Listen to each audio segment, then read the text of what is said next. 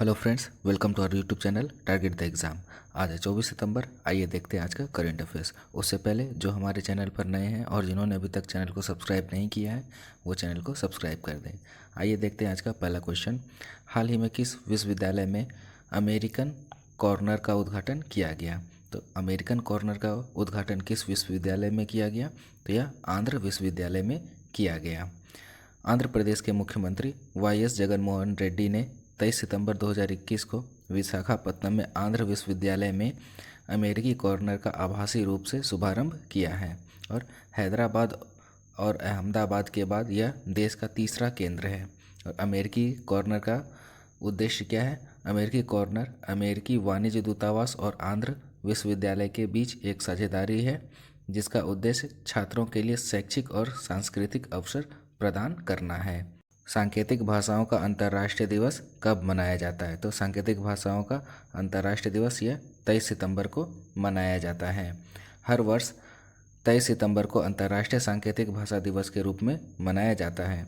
World federation of def ने वर्ष 2021 के लिए थीम रखा है we sign for human rights. यह 2021 का थीम है।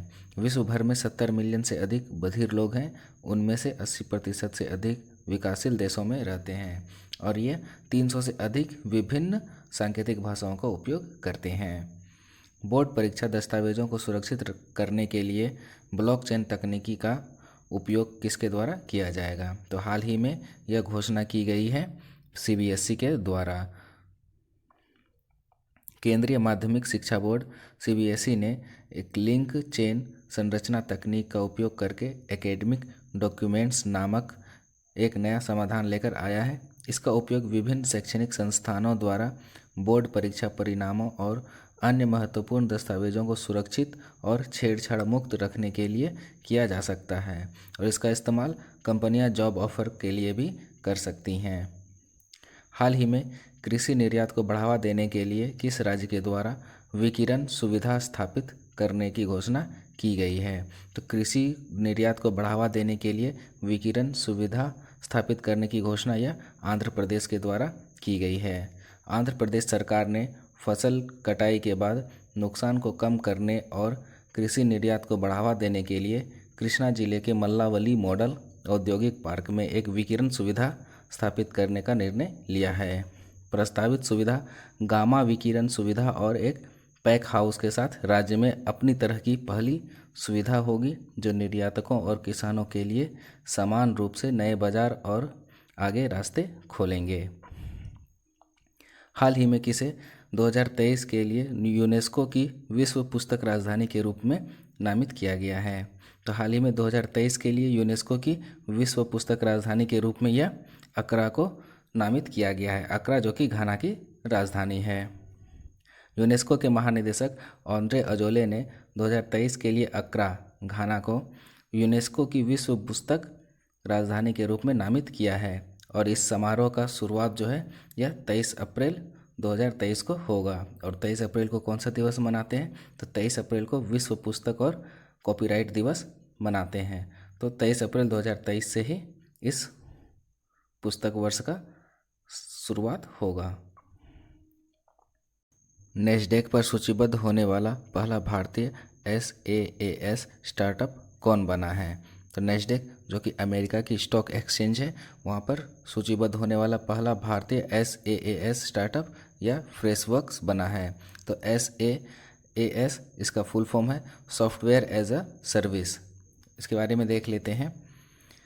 22 सितंबर 2021 को टेक फर्म फ्रेशवर्क्स ने $1 अरब IPO के बाद नेस्डेक स्टॉक एक्सचेंज में अपनी शुरुआत की जिससे यह अमेरिकी बाजार में सूचीबद्ध होने वाली पहली भारतीय SaaS कंपनी बन गई है।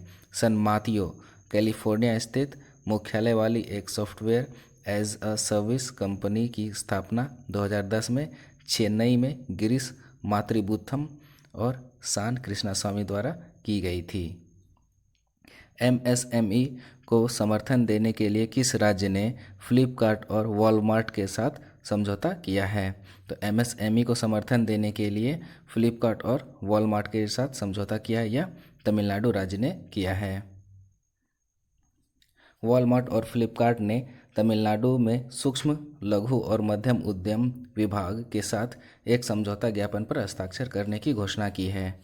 इसका उद्देश्य तमिलनाडु में एमएसएमई कारीगरों और शिल्पकारों को सशक्त बनाना है और उन्हें विकसित होने के लिए आवश्यक पारिस्थितिकी तंत्र समर्थन प्रदान करना जारी रखना है। हाल ही में किस देश ने ट्रांस पैसिफिक मुक्त व्यापार समूह में शामिल होने के लिए आवेदन किया है? तो ट्रांस पैसिफिक मुक्त व्यापार समूह में शामिल होने के लिए किस देश ने आवेदन किया है? तो यह ताइवान है। ताइवान ने ट्रांस पैसिफिक पार्टनरशिप व्यापार समूह के लिए व्यापक और प्रगतिशील समझौते में शामिल होने के लिए एक आधिकारिक आवेदन दायर किया है।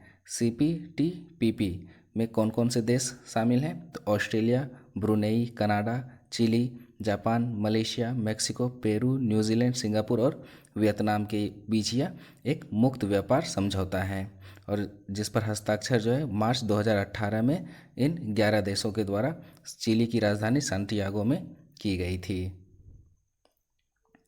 ग्लोबल वैश्विक स्टार्टअप पारिस्थितिकी तंत्र में भारत के किस शहर को शीर्ष स्थान प्राप्त हुआ है?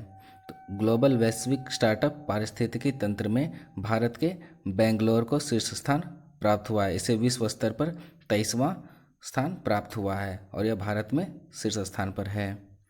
ग्लोबल स्टार्टअप इकोसिस्टम रिपोर्ट 2021 के अनुसार विश्व स्तर पर सफल स्टार्टअप बनाने के लिए सबसे अनुकूल पारिस्थितिकी तंत्र के वार्षिक विश्लेषण में बेंगलुरु 23वें स्थान पर पहुंच गया है।